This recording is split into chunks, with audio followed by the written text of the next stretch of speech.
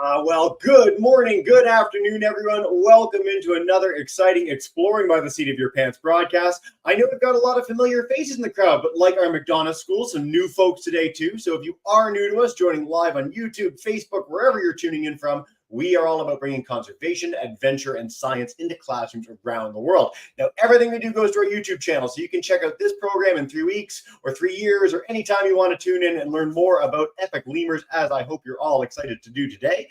I want to say a big thank you to the friends at the Toronto Zoo.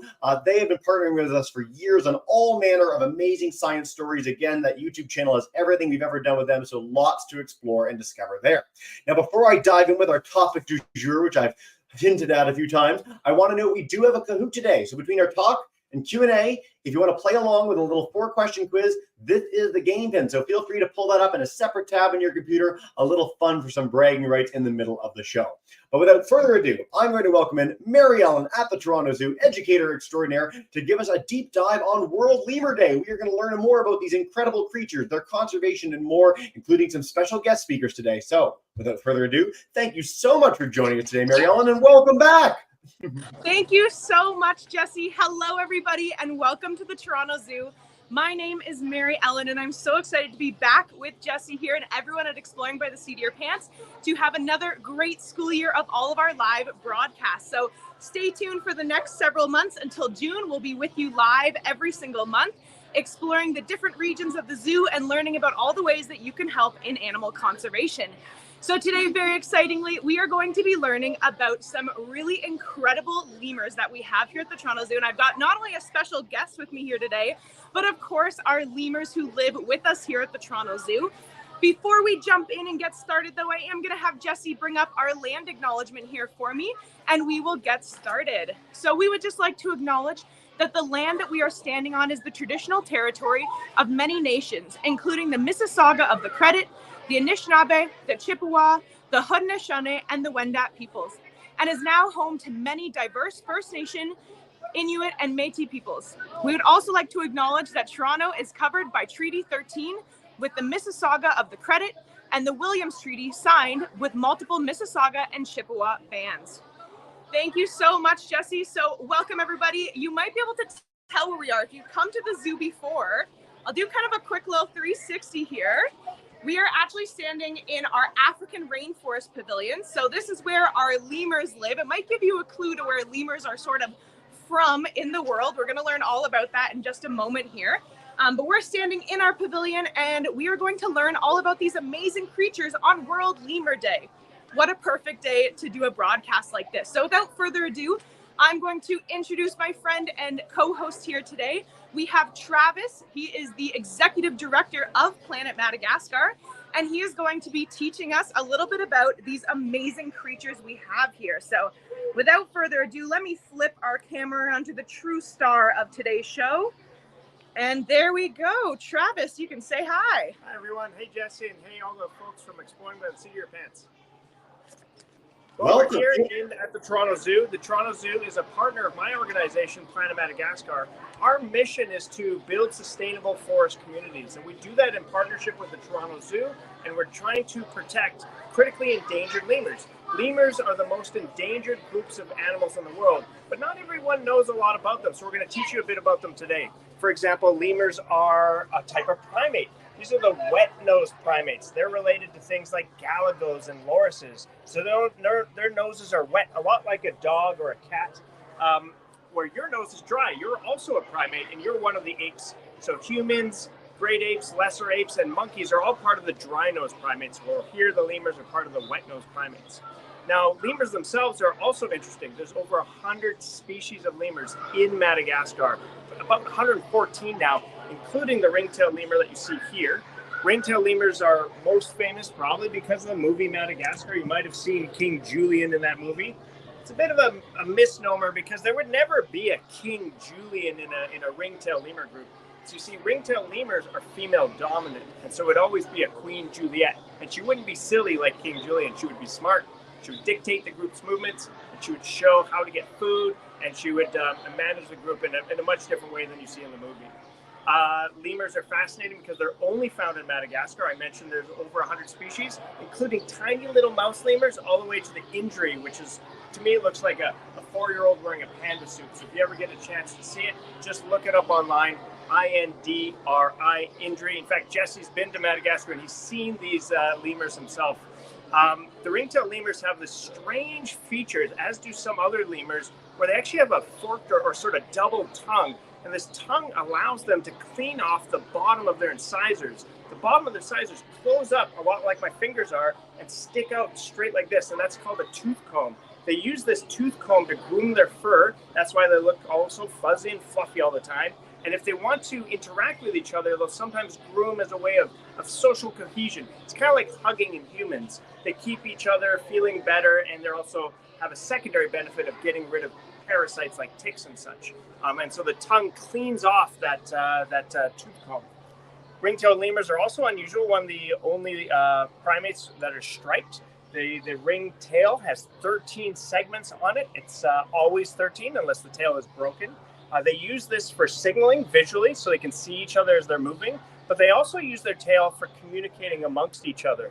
Inside their wrists, they have glands. These glands produce a scent. They use that scent to mark parts of their territory or their home range, and they'll kind of just notch a tree when they do that, but they'll also curl their tail between their legs and rub the scent on it, and then they'll throw the scent with the tail at each other when they're having like a fight or something. So instead of physically fighting, they'll have these what's called stink fights.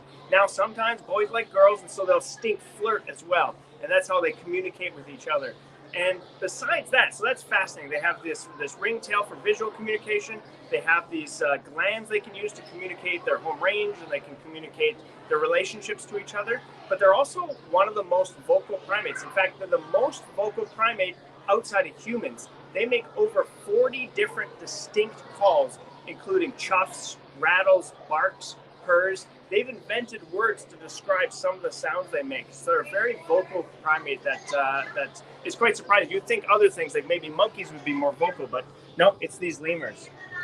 These ones in particular are fascinating as well because of all the lemurs, most are truly arboreal, but ring-tailed lemurs will spend a lot of time on the ground. So they can be arboreal, they can spend time in the trees, they're very good at jumping, but they also are terrestrial, meaning they will go down to the ground and they will spend lots of their time on the ground as they move around through open patches of forest or savanna in between patches of forest.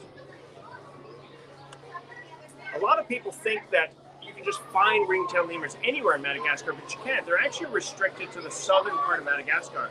I mentioned before over 100 species. Well, if you're to travel around Madagascar, there's these river systems.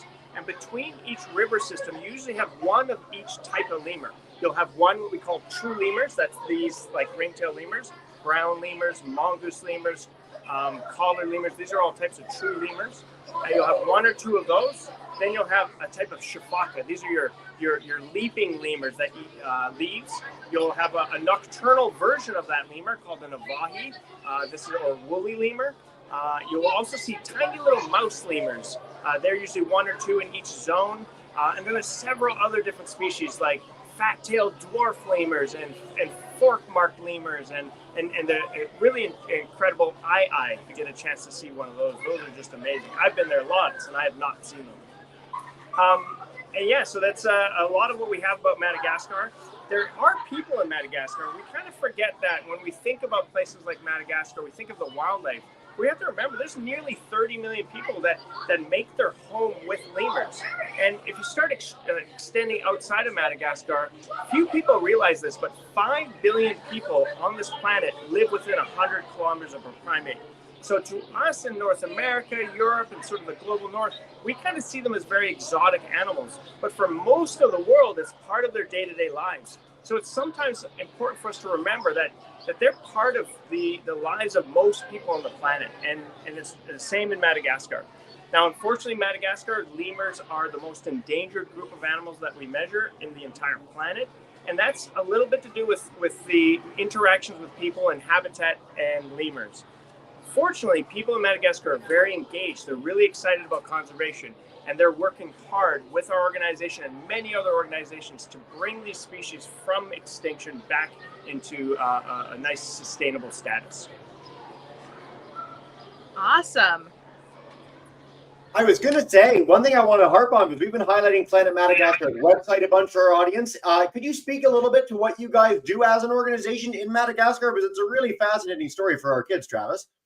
Thanks, Jesse. Yeah, we're quite lucky. We started as a very small organization where myself and my Malagasy colleague, Mommy, him and I were talking about what could we do to help conservation in Madagascar. And with a little bit of funding, we started a small project where we would monitor lemurs and protect a small area from fire. That has exploded, where we now manage almost 15,000 hectares of habitat for lemurs, including 16.5 kilometers of fire breaks, all visible from space. We put 200,000 trees back into the ground. This is lemur habitat that we're regrowing. You can even see those as they're growing up.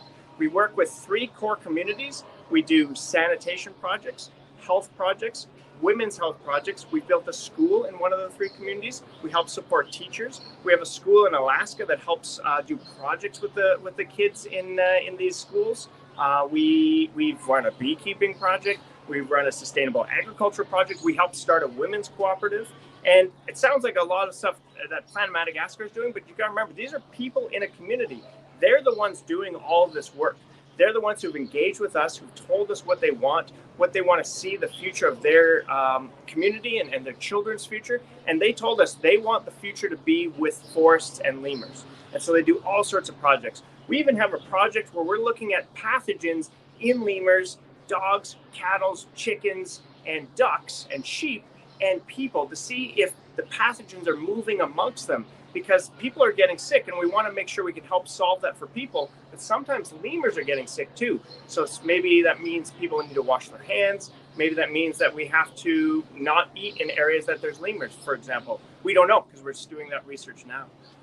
So lots of great projects. We're looking to expand, especially with our fire management and our community-based projects. And hopefully, eventually, depending on funding, we would expand to include the park, and working with several other organizations doing the same thing. Great question, Jesse. Thanks. Fantastic. Thanks, Travis. And honestly, we get the privilege here at Exploring by the Seat of Your Pants of working with a lot of really spectacular community conservation groups around the world. I've had the chance to see Travis and Planet Madagascar's work firsthand, and it really is at the upper echelon of all you can do to help save wildlife, bring the community in, sort of create a movement around saving wildlife in a space. And so Madagascar is a very, very special part of the world. I really encourage our classes. Check out their website, see what you can do. There's lots of ways at Planet Madagascar that you can support their work, learn more about lemurs, and do great things to help these incredible, incredible creatures. So, Travis, that was spectacular, man. And before we dive into Kahoot and questions and everything else, is there any element that we want to talk about with the zoo and the lemurs there, Mary Ellen, as well? Definitely, for sure. So learning about all the lemurs that we have in Madagascar and out in the wild, it is a really cool experience to, be learning about them with a conspiracy or a group of lemurs here behind us. So obviously these are the lemurs who live here at the Toronto Zoo. We actually have 2 groups of lemurs. And just like Travis was saying, they do have like a queen of their group. So we have a Lucy and a Lily group here at the zoo. And I believe that this is our Lucy group out. So here with us today, we have Lucy, Leroy, Joshua Tree, Benjamin, and Willow. So those are the lemurs we're seeing right now. Now, if you've been to the Toronto Zoo before, you might notice that we have some lemurs here. And we also have another group of lemurs that sometimes live in their summer home, as we call it, down in our Indo-Malaya pavilion. So we like to try and have both groups out for everyone to see and learn about as much as we possibly can, which is really cool. And if we take a sweep just even around their exhibit here, Travis was talking about how they like to live up in the trees. So you can see we have these massive trees here. Which do we think? What do the audience think? Do we think this is a real tree or a human-made tree? What are we thinking? We've got a few classes live on StreamYard and a whole bevy of people on YouTube and Facebook. So if you want to chime in with your thoughts, real tree, artificial tree, what do we think? And maybe why? Let's see. Oh, we're getting... So fake tree, fake tree, fake tree. Everyone thinks it's a fake tree that we're getting. Are they correct, or is it a real one? What do we think? They are correct. Although I would love to see a real tree in here, there are some real clippings of trees that we see. But realistically, a real tree wouldn't really have its purpose in living here, and it would maybe outgrow the space too quickly, or potentially die, and we might have to replace it, which would be a little bit difficult to do. But our amazing exhibit design team have created this tree here for us, and they make sure it's nice and sturdy so that we can also hang other enrichments that we see off of it. Now, if you've attended a video with Jesse and I before, you'll know that I love to shout out other departments in our zoo. Obviously, we have our amazing keeper and care team staff here who take care of these fantastic animals and the 3,000 animals that call the Toronto Zoo their home. But also looking around right now, I can see several other departments at work. For example, exhibit design with all these elements that you see. There's even a reused fire hose in here to be more eco-friendly, to make a strong, sturdy structure for them. We see rope and vines going through the exhibit so they can have their natural climbing. I can also see that there is some water on the floor, which means there's plumbing in here. So if you didn't know, we do have an entire team of plumbing and maintenance staff here who help out. There's heating in this building because, you know, the lemurs and other animals in here are used to a little bit warmer environment than we maybe have here in Toronto at this time of year. And there's also lots of snacks and food. So I don't know if you noticed when Travis was talking, but our lemurs were all kind of congregating around this area here, and they were munching on some snacks that one of their keepers put out for them. So not only do we have a lovely decorated little enrichment box there that says Planet Madagascar, but we also have a little pumpkin inside, Halloween theme for them here. And then I see some lettuce. They also have some corn. They had some carrots, some celery. And I think there's also a piece of broccoli left down there. So it turns out not just, you know, human kids don't like their broccoli, but lemurs also maybe don't favor it as much either. Now, something really interesting, if you come to the zoo to visit our lemurs here, you might notice, I'm trying to look back and forth here, but I actually don't see their other friends in here just yet. They might be on the other side of their exhibit, but in this habitat, there's not only our group of lemurs, but we also have 2 Aldabra tortoises and also a crowned crane. So if you ever come into this pavilion and you hear what sounds like a car alarm, that would be Huckleberry, the crowned crane. He's a pretty cool bird, likes to stand nice and tall, got a really nice big afro of feathers. It's pretty cool. But they also share this exhibit, and people always ask, you know, how do they get along with each other? And Travis was mentioning earlier a little bit about the stinky fights or the stinky flirts that happen. And occasionally, you know, you'll see the lemurs try and, you know, interact with the other 2 species living in here, kind of checking them out.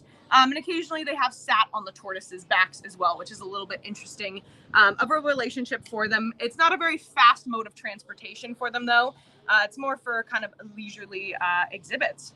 But yeah, if we want, we'll jump into our Kahoot here, and then we can take some questions from the audience. Fantastic. We got a lot of folks ready for questions. So honestly, YouTubers, Facebook classes, please do start sharing your questions in the chat. Live groups, we're going to be coming to you all in person momentarily. So stay tuned for that and put your thinking caps on.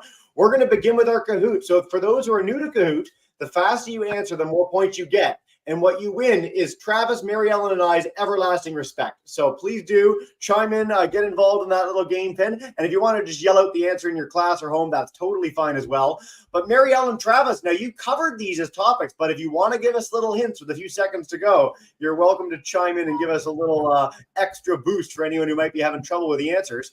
We are going to get underway, and then McDonough School. So we're going to head to Maryland first. If you guys want to come in first for a question, get ready, and we'll go live with that in just a few. But here we go. All right. Question 1. 3, 2, 1. All right. How many species of lemurs are there on Earth? Travis said this very quickly, if you were listening. Is it 4, 20, 50, or roughly 100? What do we think? Get those answers in. Travis, any thoughts? Any hints for people? Yeah, it's always more than people think. In fact, if anyone's ever done a Kahoot with me before, just generally aim high for our audience that's been here before. Wow, there's like 60 of you already. That's amazing. Thanks so many of you for participating. 5 more seconds to go. So our answer is done. Let's see. It is. Yes, Moji, you got this right. Roughly 100. So it's, do we have an exact figure, Travis? Is it 110? Oh, it changes, but it's roughly 114 at the moment, but there's still debate. Very, very cool. All right, let's see what that does to our leaderboard. Noble Crane, perhaps the crane in the enclosure, is in the lead as we go to a true or false. So we talked about this with regards to the movie Madagascar. King Julian, or maybe not. Lemurs are female dominant. The females are in charge. True or false? What do we think? You gave her a different name, I think, other than King Julian. What should it have been? Exactly. That's what you'll have to remember. Yeah. 16. Oh my You gosh. know your Shakespeare. Almost any. Yeah. So female dominant lemurs. So like out of curiosity, just for our audience's sake, if like a baby female is born, like a baby girl lemur is born, is she suddenly like in the lead over all the boys, or how does it work?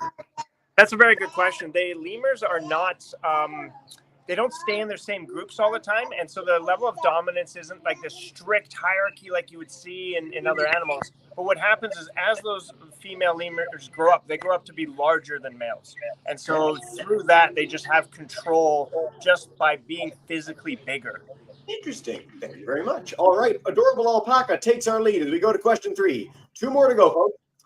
All right. What are some threats facing lemurs? Is the hunting and pet trade a threat facing them? Climate change? Or perhaps, nudge, nudge, all of the above? You talked about a few of these threats. If you want to highlight anything that are threats to lemurs while we're waiting for the correct answers to come in. Yeah, the thing that's affecting lemurs and makes them the most endangered animal group in the world is the same thing it's resulting in the global biodiversity crisis. And it has a lot to do with how humans want to interact with the habitats that we live with. And that includes changing them, modifying them, and taking resources from them, hunting, all sorts of things. So there's a lot of things we do, and lemurs are also affected by the same stuff. I always like when we get to highlight habitat loss because I think it's a really easy way for kids to understand. If you didn't have a home, if you couldn't go home at night and you had to wander around, it would be much more challenging for you to survive. And animals need homes too. They may not be a brick and mortar structure, but whether it's a forest or an ocean or a coral reef, these things are really, really important because if you don't have that, you really don't have anything else. So as we impact these environments, we're putting things like lemurs at risk. And I'm really glad that a lot of you got all of the above with that, but particularly our habitat loss element. Dr. Leopard has our lead as we go into our final question for all the marbles. And then McDonough School, we're coming to you first. What can we do to protect lemurs? Can you tell your friends and family what you learned? Can you choose sustainably sourced products? Can you do your part to help fight climate change? Or, again, perhaps all of the above? Now, at Planet Madagascar, you deal with a lot of these, and you highlighted some of the things your organization does. You also sell some really cool things that are from the local community in Madagascar. Can you speak to those as we take our answer in? Yeah, when we do our events, we bring in some raffia products. We have these cool silk ornaments. Those you can find. These are Christmas ornaments of lemurs. You can find those on our website. We're out of T-shirts, but often we have those. And then we have some paintings that were drawn by local artists that we're selling. And then, of course, you can always adopt a lemur, and you can always adopt a hectare of forest, which is a great way to support lemur conservation in Madagascar. I will say, as we see our leaderboard here for our Kahoot, conservation funding in Madagascar goes a really, really long way. So $10 for Malagasy people for lemurs goes a lot further than it does pretty much anywhere else in the world. So if you do find yourself wanting to support some cool conservation efforts, Planet Madagascar is your place to go. Dr. Leopard is our winner. If you are any of these folks, let us know who you are in the chat. Thanks for playing along, everybody. And we're going to head to our Owen Mills School on McDonough School. If you guys want to come on up and lead us off with a question, you are welcome in, and nice to have you in the broadcast. McDonough, hey, everybody. Hey. Hi, Brandon. Any questions? Come on up. How do we unmute? You're good. You are muted. Can you hear us? Yeah. Hello? Oh, you're muted there. Hello? Can you hear us? Yeah. Yeah. Can you hear me? Okay. How many babies or kids can lemurs have?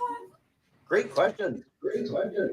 That is a really good question. Lemurs are actually a bit unusual. They have multiple sets of mammary glands, which is what produces milk for babies, for mammals. And lemurs often will have twins, and that's actually very unusual in primates. We see this in callitrichids; those are your marmosets and tamarins. We see it in humans, and we see it in lemurs. So it's an unusual characteristic, but they do have mostly one. It's one baby, often once a year, but often they will have twins at the same time. Cool question to lead us off. Thanks, guys.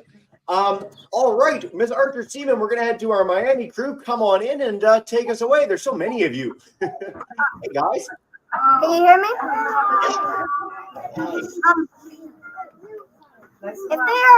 If they are mammals, do they always like have fur, like when they're newborns? Ooh. That is also a great question. Yes, they have fur and hair. a lot like us because we don't think we're very furry, but we actually have the same amount of hair follicles per centimeter or per square inch as a chimpanzee. It's just lighter and thinner. And so, yes, just like us, just like other mammals, they are born furry or hairy.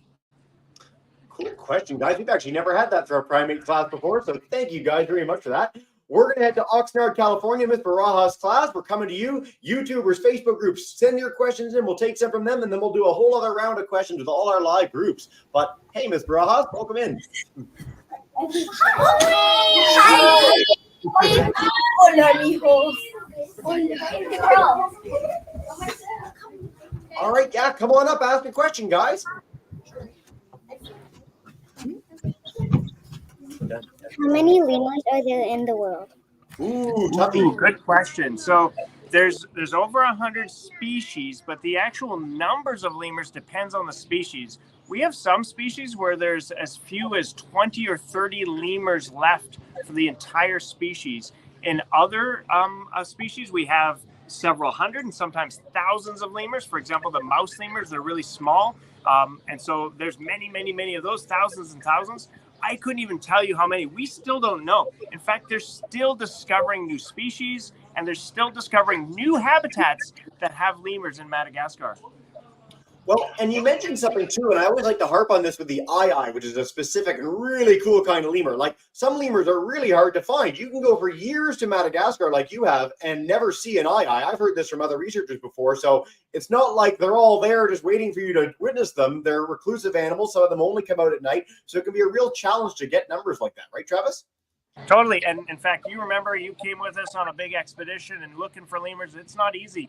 And we've recently discovered eyes occupy a lot more of Madagascar than we ever thought because, like you said, they're really hard to find. Yeah.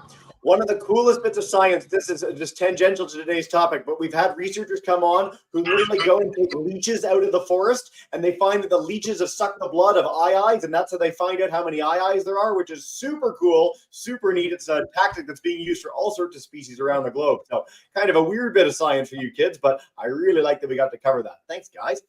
All right, we've got a question from Cookie. Cookie comes to a lot of our broadcasts, Travis, and they want to know what's the weirdest thing you've ever learned about lemurs. No pressure. Oh, the weirdest thing I've ever learned about lemurs. Oh my goodness. Well, last year I actually didn't know that ringtail lemurs had 13 rings on, and I thought that was pretty strange that they're always the same. What I find interesting and I always forget, but when I come, their ears are mobile.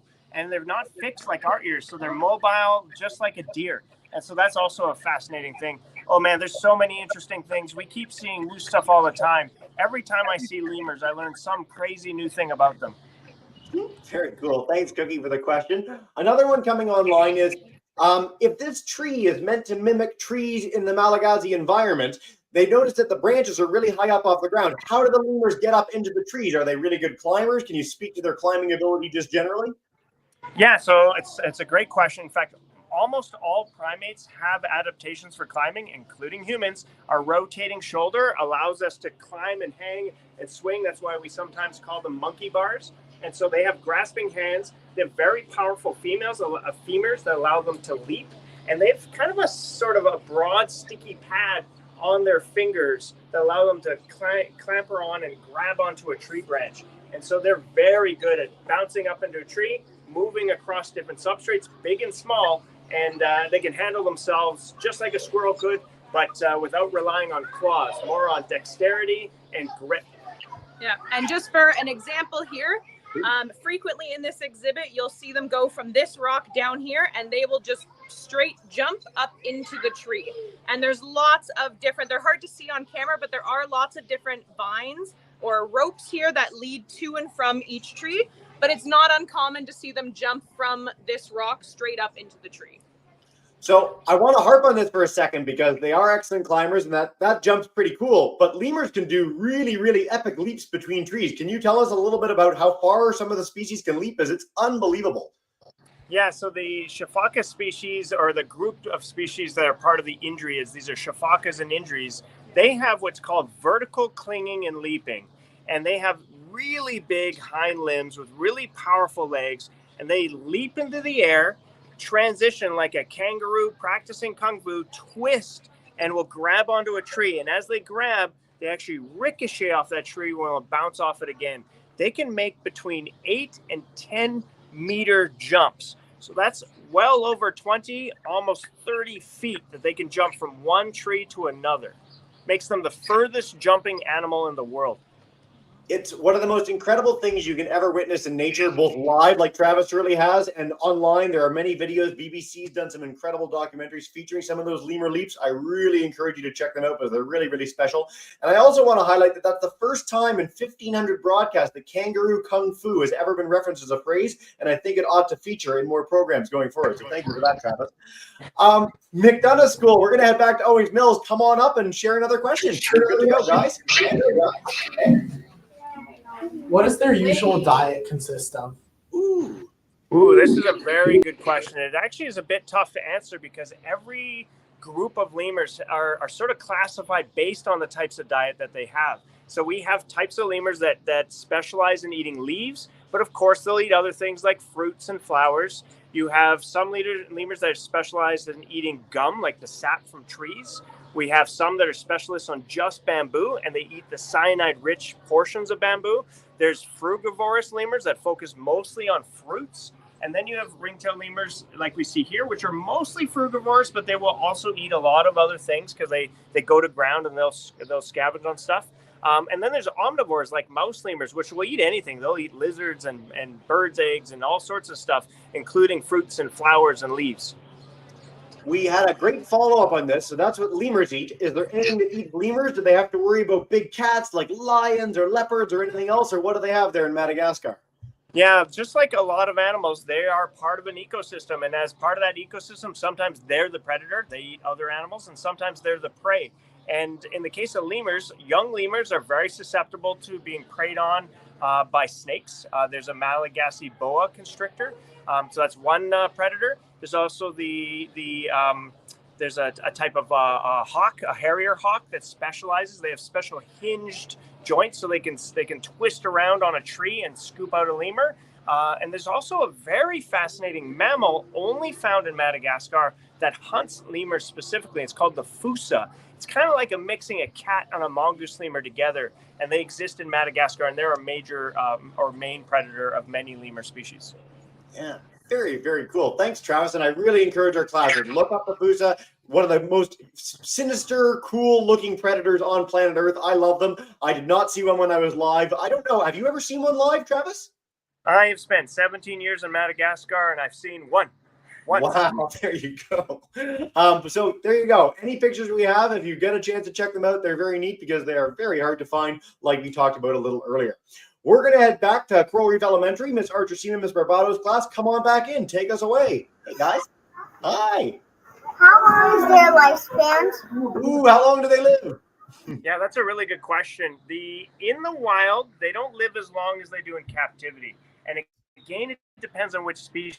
You have very small species that live maybe 2, 3, 4 years in the wild and upwards of 8 years, but they've been known to live to 12. We've seen, I believe there's been some shafakas that have gone into their 30s in captivities. I think some eye-eyes have done the same. I think ring-tailed lemurs can even get into their 20s or late 20s at the very least. I'm not sure what our oldest one is here, but they can be quite old, a lot older than you think, much older than, say, our raccoons. In North America, our raccoons sometimes only live about 24 months. So Lucy and Lily here at the zoo, they're two of our oldest girls that we have, and they're estimated to be born in May of 2010. So we don't have their exact birthday. And then the rest of our group is between 2011 and 2014. So I would say they're kind of middle-aged here at the zoo. So, Mary Ellen, I actually wanted to go to you for a second because, Travis, you led that off by saying that they tend to live longer in captivity, and that's counter to what a lot of people might think. And so, Mary Ellen, if you want to speak to the accreditation process of zoos and maybe why they live longer in captivity, that would be fantastic. Definitely. So it's something we like to highlight in all of our videos that we do here with Jessie and Exploring by the Seat of Your Pants is that a lot of species can do better in a captive setting just because of the ability to have, the nutrition provided for them. So Travis was talking about when they're younger, they're extremely vulnerable to predators. But here in this exhibit, in this habitat here, there's no real predator issue for them. So they're a little bit safer that way. And they're able to mature into their full adult form. And then also here, although we don't like just to hand them the food all the time, they do have to sometimes do puzzles or different enrichments to mimic their natural behaviors. Their food does get spread out more throughout their exhibit. We did kind of cluster it here today for the purpose of our video. This is their lunchtime snack. But there's enrichments all over their exhibit that they have to go to get their food, to find and forage for it. And then also one of the biggest maybe advantages of being in a captive population is their access to healthcare. So we have an amazing team of work alongside our nutritionists, our keepers, and anytime any of the animals are acting a little bit maybe off from their normal, they're not eating, they're dropping weight, they have a cut or a scratch, they're limping, anything like that, the keepers are able to have vets come out. They work in tandem. And if it's something that they can maybe work with the animal while they're upright, they work on a lot of training with them so that going to the doctor doesn't have to be stressful for them. They can do target training. A lot of our big cats and other large mammals and species can do voluntary blood draws. It seems like a simple thing for a human. You just go, you give them your arm. But to tell a tiger that, it's a little bit harder. So we can have them actually push into the fence at us. They can offer us their tail. And we're able to, either inject or take blood from them while they're still awake. And that way it's not stressful for them. And then we get the most accurate readings of their blood or whatever samples we're getting from them. And so we're able to give them any medicine or kind of adjust their diet to help them. So we have a really incredible team here. And being an accredited facility, which means we are accredited by AZA, this means that we are held to the highest standard of care. So the Toronto Zoo actually just went through our accreditation process renewal this past year. And we've been successfully renewed, which is fantastic. And we have that accreditation with us for the next couple of years. And essentially what that means is that other sources from outside the zoo came in, evaluated every aspect, not just the animals, but our rides, our restaurants, our educational programs, why we do videos like this. What is their purpose? What is their point? And how does it actually relate back to conservation? And when you have all those components together with a high level of animal care, you can receive an accreditation, which is just an amazing way to know that the zoos that you're supporting are actually going and helping animal conservation. That's a beautiful answer and so much detail. And I want to stress all our classes registered today. You guys are near accredited zoos. So when you go to a zoo or aquarium, look for that accreditation. And it means that they take care of the animals in the best possible way. It means that we have free health care for the lemurs, which sort of feels like being Canadian. If I break my arm, I just go to the hospital. They fix me up for free. It's really great. So I'm really glad we get to cover this. And thank you so much for the lead-in question, guys. Now, time flies when you're having fun. We are nearing the end of the broadcast. I'm going to go back to our California crew for one more live question, and then we are going to wrap up from there with a big thank you and farewell from all of you. But Oxnard, come on in and take us away. Hey. Hello. Have any of the babies been born in captivity? Ooh. Yeah, this is a good question. We're just double checking. We've definitely had babies born in captivity. There's lots of lemurs that do well in captivity. Not all, but a lot of them that are in captivity have been born here. Here at the zoo, I'm not sure which ones we have. Yeah, so I'm just trying to think back. So I've been at the zoo since 2017 here at the Toronto Zoo. And in my time being here, we haven't had any new babies. But I would guess that our original two, Lucy and Lily, came from another zoo. And I have to imagine that at least a few of our other lemurs in here have been offspring of them. Or a mated pair as well. So there's definitely been a few born here, but unfortunately, I'm not sure which ones specifically. I can't believe you've only been there since 2017. I swear you've been doing broadcasts since before that. Holy. Well, folks, I want to stress, if you ever are in the Toronto area, the Toronto Zoo, I visited at least 30 times in my life. It's one of the coolest places I've ever been, one of the best zoos in the world. So please do take that chance if you happen to be in the area. If you're not, head to a locally accredited zoo and do check out the amazing work of Planet Madagascar. All their things that they do to help save lemurs are really incredible. There's so much to explore and discover. Their website, social media, and beyond. And if you want a cool Christmas ornament or painting as well, there's some opportunities for that too. For you two, before we wrap up and bring in our kids, is there any final message you want to leave us for with the lemurs today? Definitely. We encourage everyone to learn about lemurs today. It is World Lemur Day, and these kind of conservation days are great ways to inspire a love of nature and animals all around us. So if you didn't already love them, we hope today changed that for you. And yeah, I encourage everyone to go home and do some extra research about lemurs and different ways that we can help in their conservation. Yeah, we often are worried about animals. So we see and hear that they aren't doing great. We can solve this problem. It's not something that's insurmountable, and we all working together can stop the extinction crises we see across the planet.